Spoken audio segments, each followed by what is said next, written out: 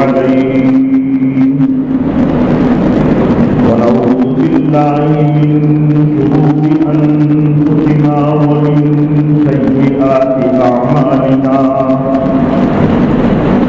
من يهده الله فلا مضل له ومن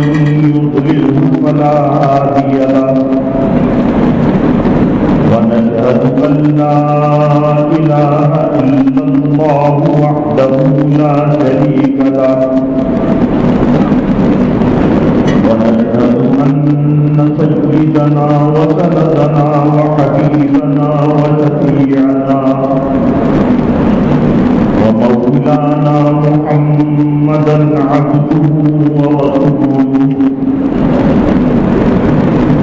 صلى الله تعالى عليه وعلى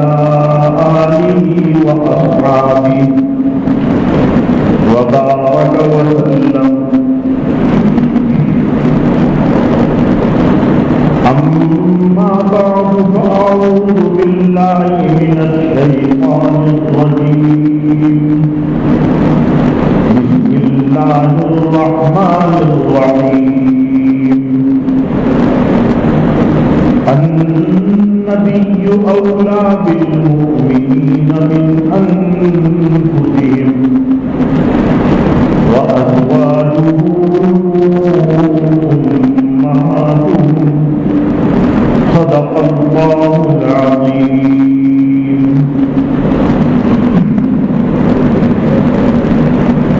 قابل احترام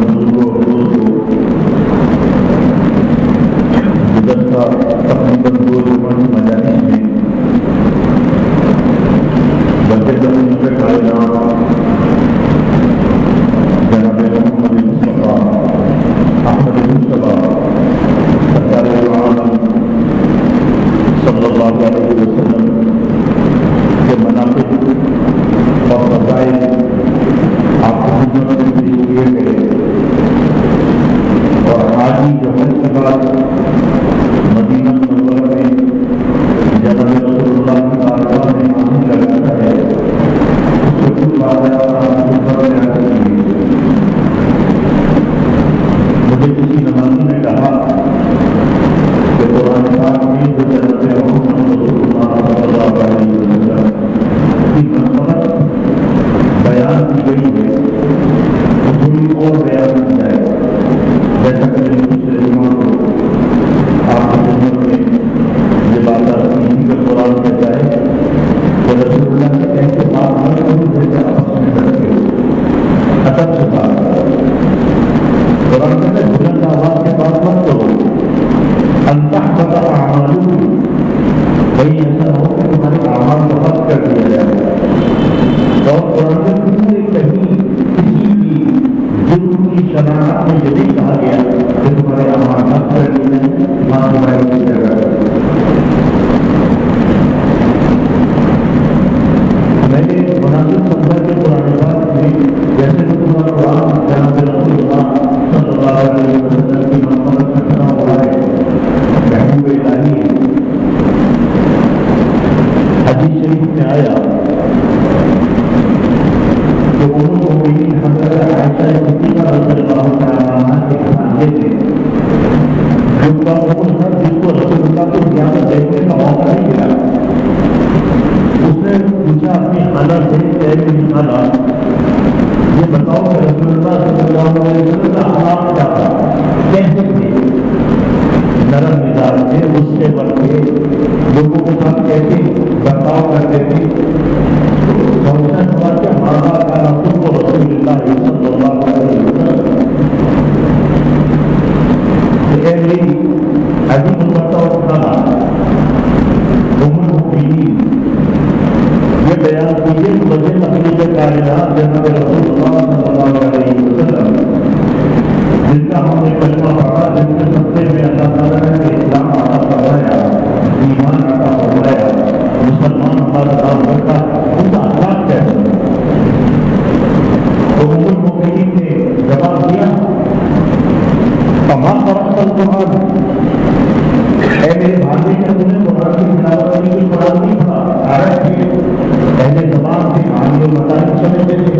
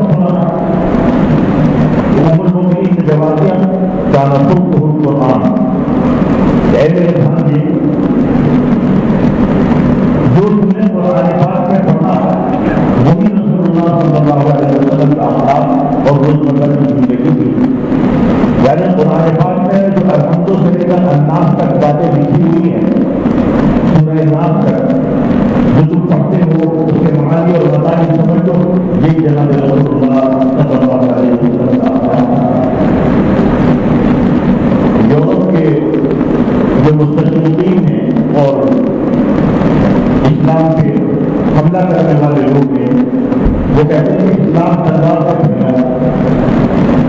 آپ جانتے ہیں دنیا میں تلوار سے سختی سے آپ کوئی وقت نہیں بن پاتے۔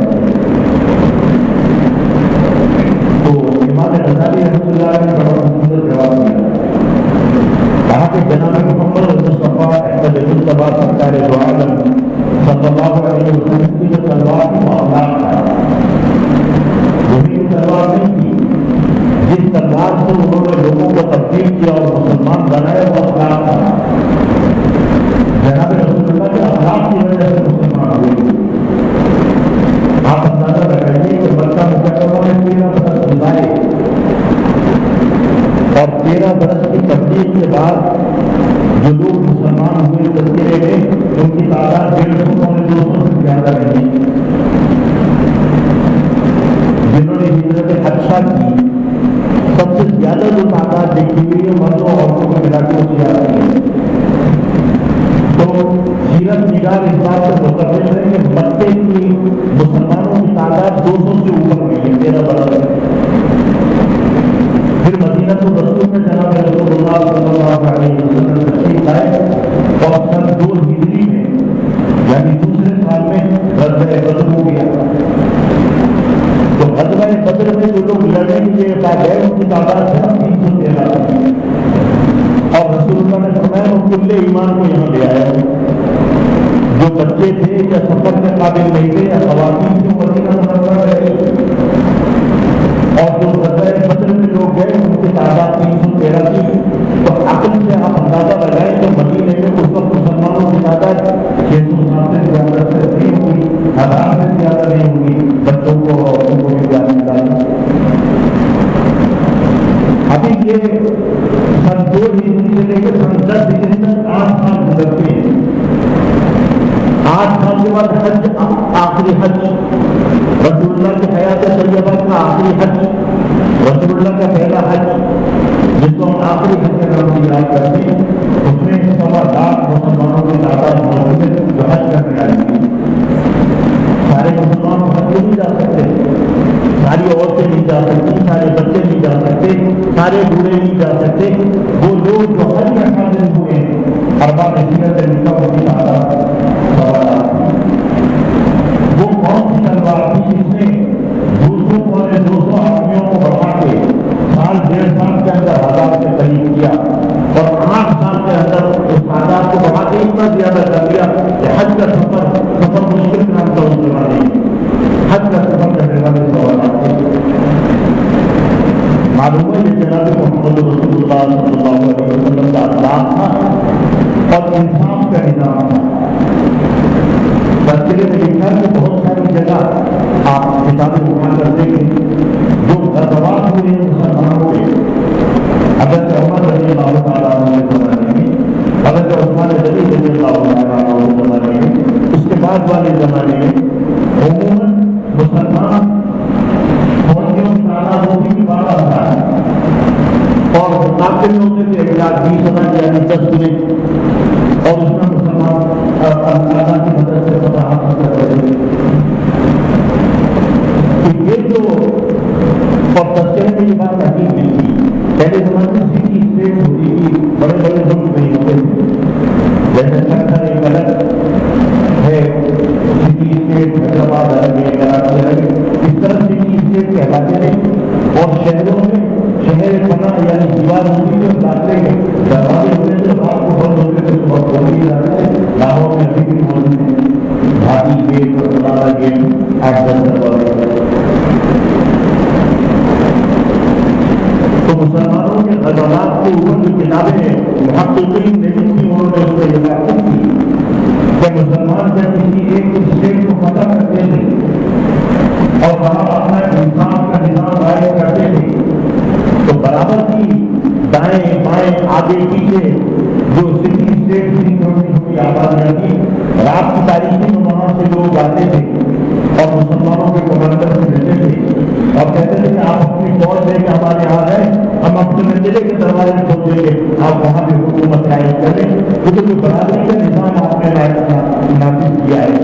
جو انصاف کا نظام آپ نے نافذ کیا ہے، جو سچائی کا نظام آپ نے نافذ کیا ہے، ہم نے کچھ خوابوں میں دیکھا ہے اور اس کا دیکھا ہے۔ ہمارے یہاں تو بادشاہ پر جس کو چاہتا ہے بڑھا دیتا ہے، جس کو چاہتا ہے ہٹا دیتا ہے، جس کو چاہتا ہے مار دیتا ہے۔ انصاف نام کی کوئی چیز ہے، سچائی نام کی بہت ساری طریقے اس طرح اللہ تعالیٰ نے مسلمانوں کو عطا فرمائی۔ ایک عجیب واقعہ کتابوں میں لکھا کہ یہ جو 6 آزاد ریاستیں ہیں افغانستان کے بعد، جس میں ازبکستان وغیرہ آتی ہیں، ان وہ ریاست جس میں تاشکند، سمرقند وغیرہ ہیں، اس کو مسلمانوں نے فتح کر لیا اور شاید عثمان غنی رضی اللہ تعالیٰ عنہ کا زمانہ تھا، یہ حضرت عمر رضی اللہ تعالیٰ عنہ کا زمانہ تھا۔ مسلمان فوجیں آئیں اور پورے علاقے کو فتح کر لیا۔ تو وہاں جو پہلے جس مذہب سے وہ لوگ تعلق رکھتے تھے، ان کا کوئی جو بہترین اور بڑا عالم تھا وہاں کا، اس نے امیر المومنین کو خط لکھا کہ ہمیں یہ پتہ چلا تھا کہ آپ کے مذہب میں یہ ہے کہ آپ پہلے اسلام پیش کرتے ہیں، اس کے بعد جزیہ پیش کرتے ہیں۔ اگر اس علاقے کے لوگ اسلام کو انکار کرتے ہیں اور جزیے کو انکار کر دیں تب آپ جنگ کرتے ہیں اور ان کو اس علاقے کو فتح کرتے ہیں۔ لیکن جو آپ کی فوجیں یہاں آئیں، انہوں نے نہ تو ہمارے ملک میں کسی کو اسلام پیش کیا، نہ انہوں نے جزیے کے لیے کہا، انہوں نے حملہ بولا اور حملہ کر کے اس پہ قابض ہو گئے اور حکمران بن گئے۔ اور شاید ابو عبیدہ ابن جراح رضی اللہ تعالیٰ عنہ اس کے امیر تھے، اس لشکر کے۔ خلیفہ نے وہاں سے خط لکھا تو ان کو حکم دیا جاتا ہے کہ جیسے ہی میرا خط ملے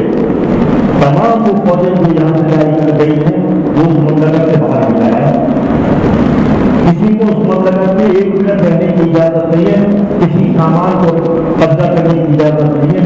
چنانچہ یہ تمام جنہوں نے فوجیوں کو اپنے جمع کیا، اکٹھا کیا اور شہر سے واپس شہر اور علاقہ خالی کر کے چلی۔ جب یہ شہر اور علاقہ خالی کر کے نکلے اور اس علاقے کی سرحد پہ پہنچے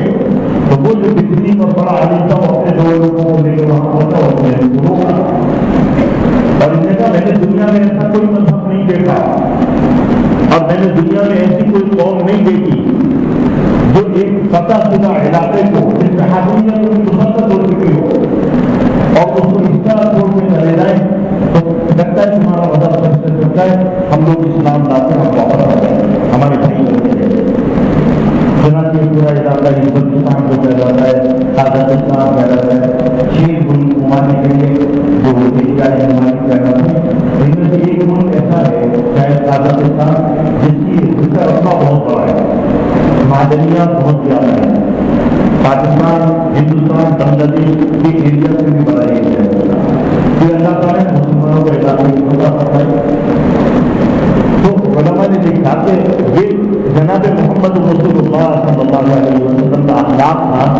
جس میں مسلمانوں کی وہ تعداد جو 13 برس میں 200 سے اوپر نہیں بڑھی تھی اور مدینے میں آنے کے بعد 2 سال کے اندر 1000 سے آگے نہیں بڑھی تھی، صرف 8 برس کے اندر ان کی تعداد اتنی زیادہ بڑھ گئی کہ صرف حج کے اندر 1.25 لاکھ مسلمان موجود تھے۔ آپ اندازہ کریں 2.5 لاکھ مسلمانوں کو۔ اور جناب رسول اللہ کی حیات طیبہ میں شام کا علاقہ فتح ہوا، یہ رومی سلطنت کا علاقہ تھا، عیسائی علاقہ تھا۔ اللہ تعالیٰ نے فتح فرمایا۔ وہ جو انبیاء معصومہ کی کتابیں ہیں، جو پہلے نبیوں کی کتابیں ہیں، قرآن وغیرہ 312 کتابیں قرآن سے پہلے اللہ تعالیٰ نے نازل فرمائی۔ سب میں لکھا ہوا تھا مولدہ بمکہ ومہاجرہ بیثرب وملکہ بالشام۔ یہ جو نبی آخر الزمان پیدا ہوگا، جب آخر النبیین آئے گا، مولدہ بمکہ، مکے میں وہ پیدا ہوگا، وہ مہاجرہ بیثرب، مدینہ کا نام دے کے یثرب تک، اور ہجرت کر کے مدینہ جائے گا، وملکہ بالشام، اور اس کی مملکت اور سلطنت شام تک پھیل جائے گا۔ تو جناب محمد رسول اللہ صلی اللہ علیہ وسلم کی حیات طیبہ میں شام کا علاقہ مجھے نہیں پتا مکے سے کتنے دور ہے، وہ سارا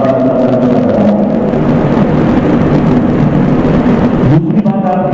جو میں دو صورتوں کا انتخاب کیا، دو رکوع کا انتخاب کیا آپ کی خدمت میں جناب رسول اللہ صلی اللہ علیہ وسلم نے لکھا، اور رقابت کے لیے ان کی باتیں نہیں سنی، ان کا کبھی تذکرہ ہی نہیں شروع، تو میں آپ کو اصل بات آپ کی خدمت میں عرض کر رہا تھا۔ ایک بات آپ کی خدمت میں تمہید کے طور پر عرض کر رہا ہوں کہ رسول اللہ صلی اللہ علیہ وسلم نے جو فرمان دیا وہ پتھر کی لکیر ہے، پتھر کی لکیر مل سکتی ہے، رسول اللہ کا فرمایا ہوا نہیں مل سکتا۔ جناب رسول اللہ صلی اللہ علیہ وسلم مکے میں موجود تھے، دار ارقم سونے صفا سے ایک مکان، ایک صحابی ارقم کا جس میں اندر سے کنڈی لگا کر نماز ادا کی جاتی تھی اور مسلمانوں کی تعلیم اور تربیت کا انتظام تھا، یعنی اسلام کو اتنی طاقت اللہ نے نہیں عطا فرمائی تھی کہ بیت اللہ کے سامنے جا کر نماز ادا کر سکے، یا بیت اللہ کے سامنے بیٹھ کر چھوٹا سا مکہ تھا اس زمانے میں، میرے خیال میں جتنا بڑا حرم ہے اس سے چھوٹا ہی مکہ ہوگا۔ تو رسول اللہ صلی اللہ علیہ وسلم نے لوگوں کو تعلیم دیتے وقت اور تعلیم کرتے وقت یہ بات بتائی کہ لو هلك قیصر فلا قیصر بعدہ، لو هلك کسریٰ فلا کسریٰ بعدہ۔ اپنے مٹھی بھر ساتھیوں کو یہ بات بتائی کہ ایک وقت آئے گا کہ اللہ جل جلالہ انسان کو اتنی شوکت اور اتنی عظمت عطا فرما دے گا کہ قیصر چاہے روم کی مملکت اور کسریٰ چاہے فارس کی حکومت مسلمانوں کے قدموں میں آ کر ڈھیر ہو جائے گی۔ جو آدھی دنیا سے روم حکومت کرتا تھا، آدھی دنیا سے ایران فارس حکومت کرتا تھا، جس کا نام فارس ایران تھا۔ وہ کوئی دو نوجوان تھے جو شیعہ مسلمان بیت اللہ کے سامنے محفلیں لگتی تھی، کافروں کی مشرکوں کی ٹولے بنا کے وہاں بیٹھتے تھے، تو کوئی ٹولہ بیٹھا ہوا تھا تو ان دو لوگوں نے جا کے وہاں یہ بات کہی کہ ہمارے آقا محمد رسول اللہ صلی اللہ علیہ وسلم نے پیشن گوئی کی ہے کہ موجودہ قیصر شاہ روم اور موجودہ کسریٰ شاہ فارس جب مر جائیں گے تو ان کی مملکت ان کے ہاتھوں سے نکل جائے گی، ان کی بادشاہ ختم ہو جائے گی، ان کی اولاد کو بادشاہ بننا نصیب نہیں ہوگا، یعنی محمد رسول اللہ کے غلاموں کے اوپر ان کی مملکت آگے ڈھیر ہو جائے گی۔ لوگوں نے مذاق اڑایا، ٹھٹا اڑایا، کہا دیکھو گھر میں چھپ کے پر عبادت کرتے ہیں، بیت اللہ کے سامنے آ کر عبادت کرنے کی تو ضرورت نہیں ہے، اندر کنڈی لگا کے تو تعلیم و تربیت کرتے ہیں اپنے ساتھیوں کی، اور دعوے میں تو کتنے بڑے ہیں۔ وہ کسریٰ جو آدھی دنیا پہ حکومت کرتا ہے اور وہ قیصر جو باقی آدھی دنیا پہ حکومت کرتا ہے، کہتے ہیں ہماری تلواریں وہاں تک پہنچ جائیں گی اور ہماری مملکت وہاں تک پہنچ جائے گی۔ لیکن آپ جانتے ہیں کہ جب میں فلک میں یہ بدلاتا دیکھا کہ حضرت امیر المؤمنین حضرت عمر فاروق رضی اللہ تعالیٰ عنہ کے دور خلافت میں اور عمر کی عجیب بات ہے، کہتے ہیں نحن قوم اعزنا اللہ بالاسلام، حضرت عمر رضی اللہ تعالیٰ عنہ نے فرمایا نحن قوم اعزنا اللہ بالاسلام، ہم ایک ایسی قوم ہے جس کو اللہ نے عزت عطا فرما دی، وتعز من تشاء وتذل من تشاء۔ تو حضرت عمر رضی اللہ تعالیٰ عنہ نے فرمایا کہ اپنے ماموں کی بکریوں یا اونٹوں کو میں چرانے کے لیے لے کے جاتا تھا جنگل، تو میں ان کی نگاہ بانی صحیح نہیں کر سکتا تھا، کوئی جانور ادھر بھاگتا تھا کوئی ادھر، تو ماموں کو یہ سزا دے جاتا کہ تو جانوروں کو صحیح طرح نہیں چرا سکتا، میں تو وہ اوپر تھا۔ لیکن جناب محمد رسول اللہ صلی اللہ علیہ وسلم کی جھنکیوں میں آ کے بیٹھا، ان کی جھنکیوں کو سزا بنا،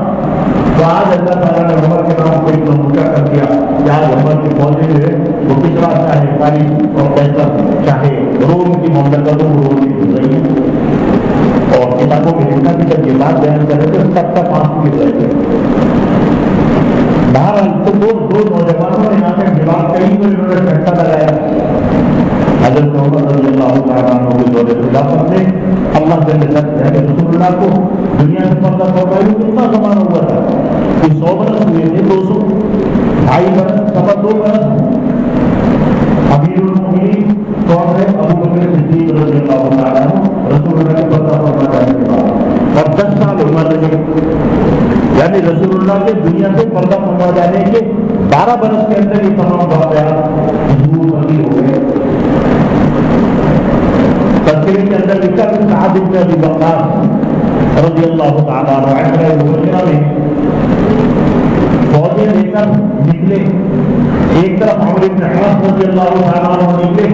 جو قیصر شاہ روم کی مملکتیں تھی ان کو وہ فتح کر رہے تھے، اور جو کسریٰ شاہ فارس کی مملکتیں تھی ان کو یہ سعد بن ابی وقاص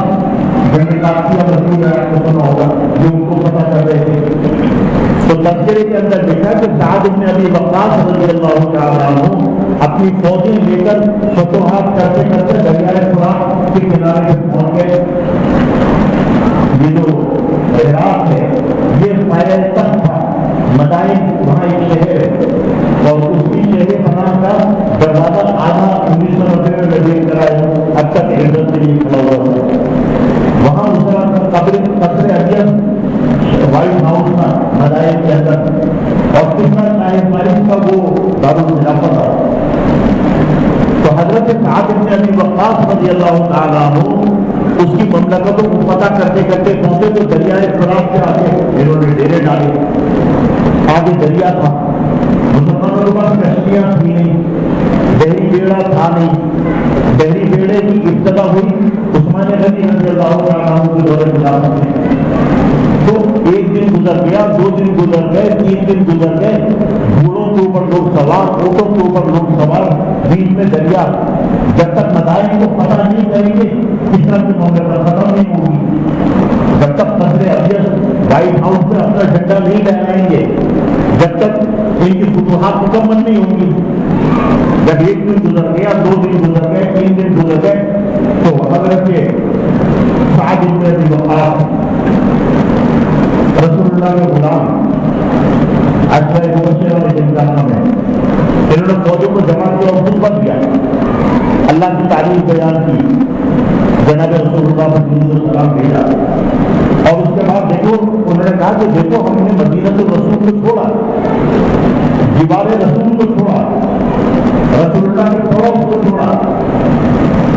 اور ایک نماز یا ایک نفل پڑھنا یا ایک روزہ خیرات کرنا جس کا کم سے کم ثواب 50,000 کے برابر تھا، امام مالک کے نزدیک 2 لاکھ کے برابر تھا، اس کو بھی ہم نے ترک کیا۔ اور ہم دور دراز علاقوں میں جنگلوں میں یہاں نکل آئے، کیوں نکلے؟ لتکون کلمۃ اللہ ہی العلیٰ، تاکہ اللہ کے کلمے کو ہم بلند کریں۔ ہم تو وہ قوم ہیں، ہم تو وہ قوم ہیں، ہم تو وہ لوگ ہیں، رسول اللہ کے وہ غلام ہیں کہ مکے میں اپنے مکان، اپنی زمینیں، اپنی جائیداد چھوڑ کر آئے تھے۔ 8 ہجری میں جب مکہ فتح ہوا اور مکے کے مسلمان بادشاہ بن گئے تو ہم نے تو وہاں جا کر اپنے ان مکانوں کو بھی واپس نہیں لیا، ان زمینوں کو بھی واپس نہیں لیا، ہم نے تو اللہ کے نام سے چھوڑ دی۔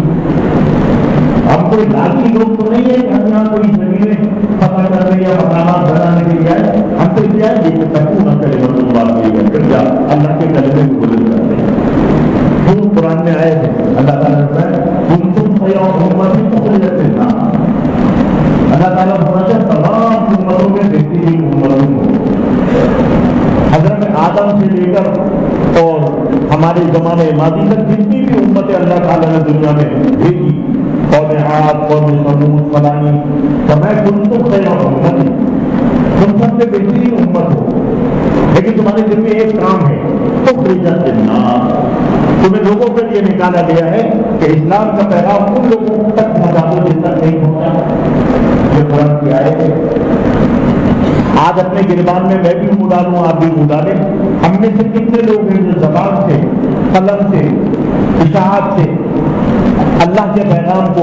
اور اللہ کے رسول کے ذریعے اللہ نے جو پیغام دیا تھا اس کے دنیا کے ان لوگوں تک پہنچاتے ہو جن تک یہ پیغام نہیں ہوتا، ماں سوائے مٹھی بھر لوگوں کے جو تبلیغی جماعت کہلاتی ہے۔ میں 1987 میں سرکاری کانفرنس میں مراکش گیا ہوں، پوری دنیا میں خطبہ آئے ہوئے، یہ پولینڈ، رومانیہ، جو کمیونسٹ ممالک کہلاتے ہیں ان کے بھی خطبہ آئے ہوئے تھے، پوری دنیا کے ہر ملک سے 1-2 آدمی، بس امام مکہ، امام مدینہ کے پاکستان کی نمائندگی کے شرط اور مجاہدہ ہمارے پاس माशाल्लाह जो वहाँ के पोलैंड के इमाम थे या रोमानिया के इमाम थे, तो जैसे हमारा साहब सूट पहनता है और टाई लगाता है, जैसे वो भी सूट पहनते थे और टाई लगाते थे। हम मुल्ला लोग इस लिबास में होते थे। बहरहाल तो मैं पाकिस्तान से था, तो लोगों से मुलाकात 4-5 दिन का था, तो जो रोमानिया का था या पोलैंड का था या ऐसे ममालिक का था जिनको हम नहीं जानते, चेकोस्लोवाकिया वगैरह, जिन के नाम उस वक्त तक हम लोगों ने सुने भी कम थे और देखे भी नहीं थे, उन्होंने मुझे एक बात कही और जिससे मुझे खुशी भी हुई जब मुझे पता चला पाकिस्तान का, मैंने तकलीफ की मेरे नाम के साथ पाकिस्तान का नाम आया। उन्होंने कहा पाकिस्तान को हम 2 हवालों से जानते हैं। एक हवाला तो यह है कि आप पहले इस्लामी मुल्क थे जो एटमी पावर बन गए, यूरोप के अखबार में, टीवी पे बड़ी इसकी उस जमाने में भूमिका, क्योंकि 84 में पाकिस्तान एटमी पावर बन गया था, ऐलान नहीं किया था, लेकिन दुनिया में ऐलान हो गया था। उन्होंने कहा एक तो हम आपके इस हवाले से जानते हैं कि आप पहले, हम मुसलमान हैं, खुशी की बात है कि 57 या 58 इस्लामी मुल्कों में आप पहले मुसलमान मुल्क हैं जो एटमी पावर बन गए। दूसरा उन्होंने कहा कि दावा के कुछ वहाँ तंजीम को दावा कहते हैं, हम लोग तो तंजीम कहते हैं, वो दावा कहते हैं। उन्होंने कहा कि दावा के कुछ लोग हैं जो पाकिस्तान से आते हैं, 3 दिन हमारी मस्जिद में आने कहते हैं, ये पाकिस्तान को उनके नजदीक एक तारुफ ये उन्होंने बयान किया। तो जो पुराने बात में लिखा है तुम तो खैर उम्मत उखरिजत लिन्नास तामुरूना बिल मारूफ व तनहौना अनिल मुनकर, और पूरी लंबी आयत है। मैं अपने गिरबान में अगर वो डालूँ, आप अपने गिरबान में वो डालें, हम में से कितने लोग हैं जो खैर उखरिजत लिन्नास इंसानों तक निकले अल्लाह का दीन पहुँचाने के लिए, अल्लाह के रसूल का दीन पहुँचाने के लिए लोगों को। हम अपने बचपन में शबे जुमा में चक्कर में जो जाते थे, फरियाद हो और ये खैर पूर्व जवाब भी लोग जगह है, आप यकीन लोगों को करना चाहिए। और खैर वो बात तो बड़ी दूर चली गई, 60 बरस पुरानी बात है, गुलामी से निकले चंडीगढ़ के लोगों के साथ। जमाने हाल की बात सुन लें आप। जमाने हाल का वो ये है कि मेरा एक मरकजी वकील पिछले दौरे हुकूमत से, पिछले दौरे हुकूमत में मरकजी हुकूमत का वकील जिसकी उम्र 60 बरस तो यकीनन होगी या इससे ज्यादा होगी, वो कैबिनेट के इजलास में कुलवल्ला की तिलावत नहीं कर सकता, 1.5 सदर की सूरत कुलवल्ला नहीं पढ़ सकता। अगर कुलवल्ला याद नहीं है तो नमाज कैसे पढ़ोगे? छोटे बच्चे को कुलवल्ला याद कराते हैं ताकि जब नमाज पढ़े तो सूरत फातिहा और कुलवल्ला को पढ़ सके। बहुत बड़े वकील जो माजी में बहुत बड़े ओहदों पर रह चुके, मेरे हम नाम है, मेरे हम उम्र है, भरे जलसे में उनको शौक चढ़ा के मेरी तिलावत करते। टीवी पे बाकायदा आया, कुलवल्ला पढ़ने की कोशिश की, कुलवल्ला नहीं पढ़ सकते। ये बात कोई कहानी 60 बरस पुरानी थोड़ी है, ये कहानी तो आज की भी है। हमारे एक अजीज की बीवी मर गई, साहिब मौसूफ बड़े बैंक के बड़े मैनेजर, बड़े अफसर थे, बड़ा पैसा, बंगला, गाड़ी सब अजीजदारी थी। नमाज जोहर में जनाजा था, उन्होंने मुझे कहा नमाज जनाजा तुम पढ़ाते हो, मैं घर में था, मैंने जाकर नमाज जनाजा पढ़ाई, मुझे मसरूफ था, जल्दी वापस आ गया। रात को मैं उनके यहाँ ताज़ियत के लिए गया, जैसे घरेलू खानदानी तरीका है, और सुंदर से बैठे थे, मुझसे उम्र में बड़े, मुझसे कहने लगे बड़े अफसोस के साथ मेरी बीवी मर गई, अल्लाह के यहाँ चली गई, कितने बरसों उसने मेरे साथ गुजारे, उसके मरने में लोग कुरान पढ़ रहे थे, मैं लोगों की शक्लें देख रहा हूँ, मेरे मुंह को बड़ी बात कही, कहने मेरी बीवी मर गई, बीवी मेरी मरी, दूसरे की नहीं मरी, वो जो दूसरा है तो वो कुरान पढ़ रहा था, मैं उसकी शक्ल देख रहा था, वो तो कुरान पढ़ नहीं सकते, माँ बाप ने कुरान पढ़ाया नहीं।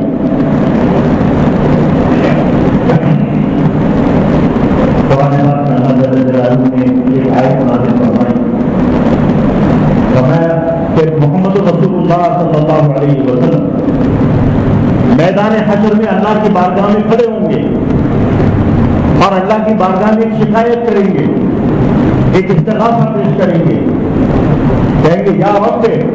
इन्ना कौमी اتخذوا هذا القرآن مهجورا، اے میرے پروردگار یہ جو ہجوم آپ کو نظر آ رہا ہے، یہ بچنا آپ کو نظر آ رہا ہے، یا رب ان قومی، جو قرآن کی آیت ہے، اے اللہ یہ قوم تو میری ہے، امتی میرے ہیں، سب نے محمد رسول اللہ کا کلمہ پڑھا ہوا ہے، اتخذوا هذا القرآن مهجورا، ایک بڑا جرم انہوں نے کیا، قرآن کو خود سے کچھ ڈال دیا، نہ اس کی تلاوت کرتے تھے، نہ اس کے معانی پہ عمل کرتے تھے، اور نہ اس کے معانی کو پڑھتے تھے، نہ اس کے معانی پر عمل کرتے تھے۔ کیا یہ قرآن میں نہیں لکھا وَمَن لَّمْ يَحْكُم بِمَا أَنزَلَ اللَّهُ فَأُولَٰئِكَ هُمُ الْكَافِرُونَ فَأُولَٰئِكَ هُمُ الظَّالِمُونَ فَأُولَٰئِكَ هُمُ الْفَاسِقُونَ۔ یہ ہمارے زمانے کے بڑے بڑے وزیر صاحب بیٹھے ہوئے ہمارے سامنے، آج یہ بتائیں، اور کوئی نہ کوئی ووٹ کے لوگ یہاں ایک کرتا موجود ہوں گے کہ یہ مسلمان عبداللہ عبد الرحمان کے بیٹے، باپ بھی مسلمان، دادا بھی مسلمان، بیٹا بھی مسلمان، اللہ تعالیٰ نے جوڈیشری میں لگا کے بٹھا دیا، جوڈیشل مجسٹریٹ سے لے کے اپنی جسٹس تک، ظاہر سے فیصلہ کرتے ہو بھائی، آپ اس اینگلو سیکشن لا سے فیصلہ کرتے ہیں جو ہمارا آقا 1860 میں کر دیں گے، اسی پروسیجرل لا سے فیصلہ کرتے ہیں، اسی سول لا سے فیصلہ کرتے ہیں، اسی کرمنل لا سے فیصلہ کرتے ہیں۔ یہ جو قرآن میں سورہ مائدہ میں آیت لکھی ہوئی ہے، پڑھ کے دیکھ لیں، وَمَن لَّمْ يَحْكُم بِمَا أَنزَلَ اللَّهُ فَأُولَٰئِكَ هُمُ الْكَافِرُونَ فَأُولَٰئِكَ هُمُ الْفَاسِقُونَ فَأُولَٰئِكَ هُمُ الظَّالِمُونَ۔ یہ کس کے لیے آئے گا؟ یہ برطانیہ میں رہنے والوں کے لیے آئے گا، امریکہ میں رہنے والوں کے لیے آئے گا۔ قرآن کی آیت کو بھی پڑھیں، ذرا دیکھیں، اس ملک میں ہر دن اخبار میں آتا ہے کہ دوسرے پہ تیزاب پھینک دیا، ایک لڑکی پہ تیزاب پھینک دیا، اس کی ماں پہ تیزاب پھینک دیا، پوری زندگی کے لیے بیچاری وہ معذور ہو گئی۔ اسلام کا نظام انصاف کیا ہے کہ جو تیزاب پھینکنے والا پکڑا گیا اتنا ہی تیزاب آپ بھی اس کے منہ پہ پھینک دیں۔ اگر اسلام کی یہ سزا آپ ایک دفعہ دے دیں، اسلام کی یہ سزا آپ ایک دفعہ دے دیں، مملکت پاکستان میں کسی دوسرے کو تیزاب پھینکنے کی ضرورت نہیں ہوگی۔ میرا ٹی وی پہ پہلے میں زیادہ جاتا تھا، ٹی وی پہ میرے پروگرام زیادہ آتے تھے، بھائی لوگوں کو ناراضگی ہوئی تو میں پیچھے ہٹ کے گھر میں بیٹھ گیا، ٹی وی پہ زیادہ ہو گئی۔ مجھے یاد ہے میں نے ٹی وی کے اوپر کوئی پروگرام کیا، امریکہ یا کینیڈا سے کسی صاحب کا فون آیا یہ انصاف کے اوپر اور اسلامی سزاؤں کے اوپر، تو میں کہا بھان جی صاحب میں کئی برس سعودی عرب میں ملازمت کر کے اور امیگریشن سے یہاں آ گیا ہوں۔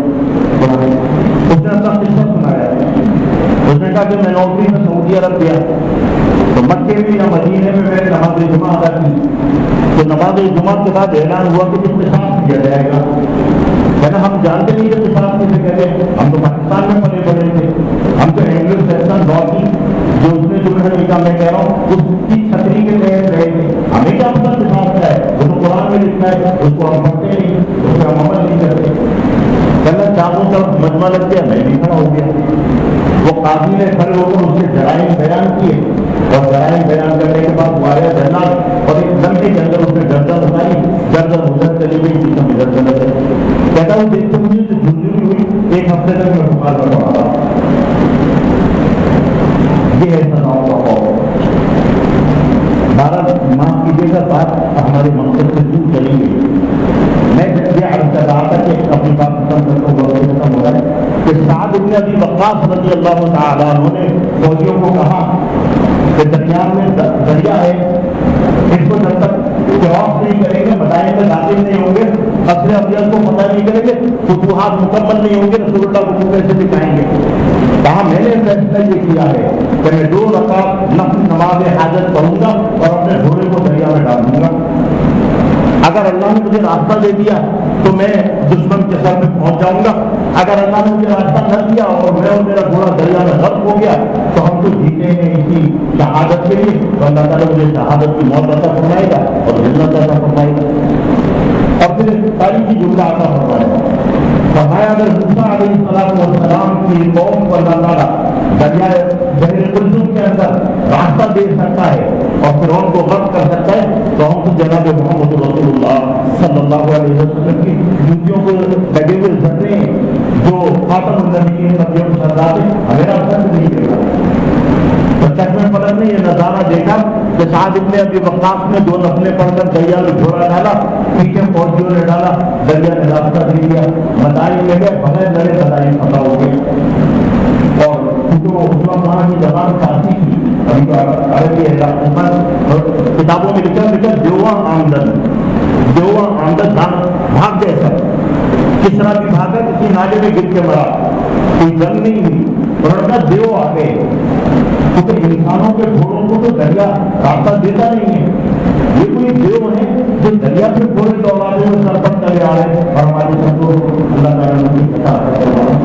تو میں عرض کر رہا تھا کہ جو جناب محمد مصطفیٰ احمد مصطفیٰ سرکار دو عالم صلی اللہ علیہ وسلم نے فرمایا تھا کہ لو ہلک کسرا فلا کسرا بعدہ, لو ہلک قیصر فلا قیصر بعدہ. جب مسلمانوں کی تعداد انگلیوں پہ گنی جا سکتی ہے, 12, 17 یا 18 یا 20 سے زیادہ نہیں تھے, اس وقت رسول اللہ نے یہ گئی تھی اور اللہ تعالیٰ نے اس کو پورا کرنا ہے. واخر دعوانا الحمد للہ رب العالمین.